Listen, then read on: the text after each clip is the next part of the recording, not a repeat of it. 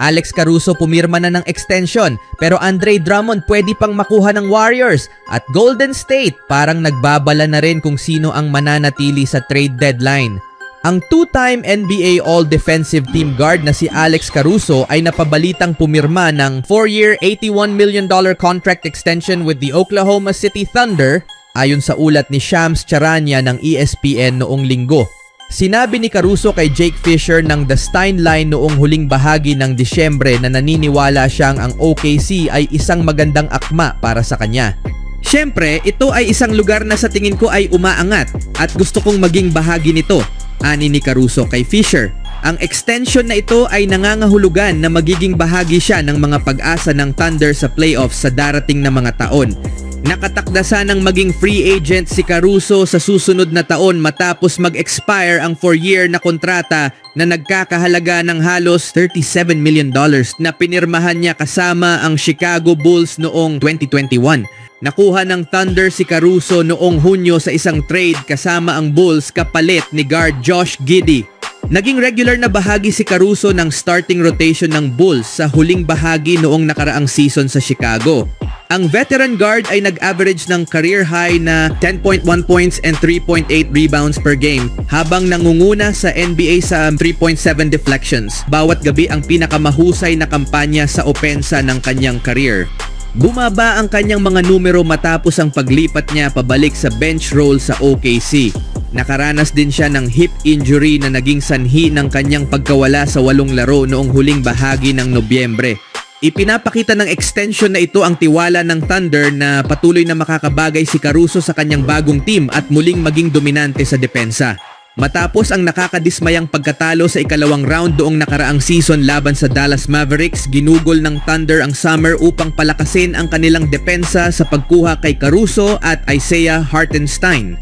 Si Hartenstein ay sumali sa Thunder sa isang 3 taong kontrata noong Hulyo. Sa parehong Hartenstein at Caruso na nakalock-in para sa hinaharap, umaasa ang OKC na ang depensibong tambalang ito ay makakatulong kay Shai Gilgeous-Alexander at sa Thunder na maabot ang unang kampeonato ng prangkisa mula pa noong 1979. Speaking of Caruso, ayon kay NBA insider Jake Fisher, na pag-alamang ini-offer ng Warriors ang mga first round picks at si Moses Moody kapalit ni Caruso. Narito ang eksaktong bahagi mula sa kanyang artikulo. Ang Golden State Warriors bilang isang kamakailang halimbawa ay nag-offer ng maraming first round draft picks para kay Caruso noong nakaraang trade deadline noong Pebrero at handa pang isama si Moses Moody kasama ang iba pang mga players ayon sa mga mapagkukunan. Ang trade na ito ay maaari ring magdala kina Torrey Craig at Andre Drummond sa Golden State, ani ni Fisher. Iyon din ang parehong Moody, syempre na pumirma ng kontratang extension na kahawig ng kay Caruso noong Oktubre. Hindi na kailangang sabihin galit na galit ang mga fans ng Chicago Bulls sa balitang ito. Sa sumunod naman, speaking of Warriors, ang Warriors ay nagdiriwang matapos ang panalo nila laban sa Minnesota Timberwolves. Matapos ang 3 sunod-sunod na talo, kabilang ang nakakahiya nilang talo sa Memphis Grizzlies, masaya ang Warriors sa kahit anong positibong resulta kahit na hindi perpekto ang tagumpay na ito. Pinangunahan ni Stephen Curry ang laban na may 31 points, habang si Trayce Jackson-Davis na nagkaroon ng sorpresa sa pagsisimula ay nag-ambag ng 15 points and 9 rebounds. Sina Buddy Hield, Brandon Podziemski at Jonathan Kuminga ay nagdagdag ng double-digit na puntos mula sa bench.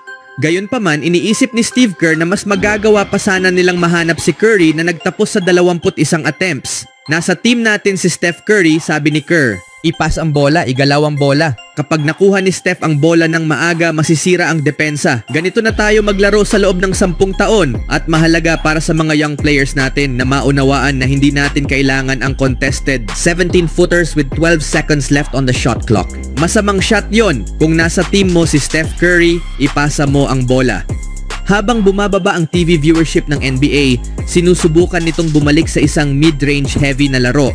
Ngunit hindi kumbinsido si Kerr na ang ganitong estilo ng laro ay nagdadala ng panalo, lalo na sa modernong panahon. Si Curry ang pinakadakilang shooter sa kasaysayan at ang kanyang team ay kailangang gumawa ng mas mahusay na paraan upang mahanap siya kapag naglalaro siya off-ball.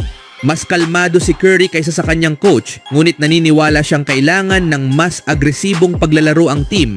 Para sa akin at para sa sino mang naglalaro kasama ko, kailangan mong maglaro ng may kumpiyansa at determinasyon, sabi ni Curry. Ayos lang magkamali basta't ang mindset mo ay maging agresibo. Speaking of Warriors, ang rookie ng Golden State Warriors na si Brandin Podziemski ay kamakailan lamang nagbigay linaw sa kanyang mga pahayag tungkol kay Stephen Curry matapos itong magdulot ng kontrobersya at maling interpretasyon. Sa simula ng kanyang NBA season, naharap si Podziemski sa mga hamon dahil sa hindi pantay na performance na nag-udyok sa team na kunin si Dennis Schroeder upang mapataas ang kompetisyon para sa kanyang posisyon. Dagdag pa sa pressure ang mga pahayag ni Podziemski tungkol kay Curry matapos ang laro kontra Minnesota Timberwolves ay naging usap-usapan. Nang tanungin siya tungkol sa mga puna ni Warriors head coach Steve Kerr na nagbigay diin sa kahalagahan ng pag-adapt ng mga young players sa paglalaro kasama si Curry, sinabi ni Podziemski na hindi siya masyadong nag-iisip at simpleng nilalaro ang kanyang laro. Ayon sa kanya, kapag may pagkakataon, mag-shoot siya at kung hindi, gumagawa siya ng play habang binibigyan ng importansya ang mga tamang desisyon sa court. Gayunpaman, ang mga pahayag niyang ito ay na-misinterpret ng ilan bilang kawalan ng respeto kay Curry na itinuturing bilang isa sa pinakamahuhusay na atleta sa kasaysayan ng NBA. Sa social media, nilinaw ni Podziemski ang konteksto ng kanyang sinabi. Iginiit niyang mataas ang kanyang respeto kay Curry na tinawag niyang isang alamat at GOAT o greatest of all time. Binanggit din niya na mahalaga ang pagtitiwala sa sariling kakayahan, pagsunod sa nais ng mga coach at paggawa ng matalinong desisyon sa laro. Dagdag pa niya, madalas na ang mga tamang desisyon ay nauuwi sa pagpasa ng bola kay Curry o sa iba pang kakampi upang mapabuti ang tsansa ng team na manalo. Sa kabila ng kontrobersya, nilinaw ni Podziemski na ang kanyang mga pahayag ay hindi layuning balewalain ang impluwensya ni Curry sa laro o ang kahalagahan ng matuto mula sa isang alamat ng basketball. Ang kanyang paglilinaw ay nagbigay diin sa kahalagahan ng instincts, teamwork, at pagtutok sa paggawa ng tamang desisyon upang makatulong sa tagumpay ng Warriors. Nagbigay ng direktang pahayag si Warriors head coach Steve Kerr na tila nakatuon sa mga batang players tulad ni Brandin Podziemski at Jonathan Kuminga na nagbabadya sa kahalagahan ng teamwork. Ayon kay Kerr, dapat ituon ng team ang ball movement at tamang decision making imbes na mag-focus sa mahihirap na shot lalo na't may isang elite player tulad ni Stephen Curry sa lineup. Ang post ni Podziemski ay mabilis na nag-viral, nagdulot ng malakas na reaksyon mula sa mga fans at nagpakita ng kahalagahan ng malinaw na komunikasyon sa pagitan ng mga manlalaro at ng team leadership. Ano ang masasabi nyo para kay Podziemski, mga kaibigan? On my own, so I gotta get through it. And the only thing I know is to love what I'm doing. Never give up, never slow, till I finally prove it. Never listen to the no's, I just wanna keep moving. Keep my head up when I act, head up, that's a fact. Never looking back, I'ma keep myself on track.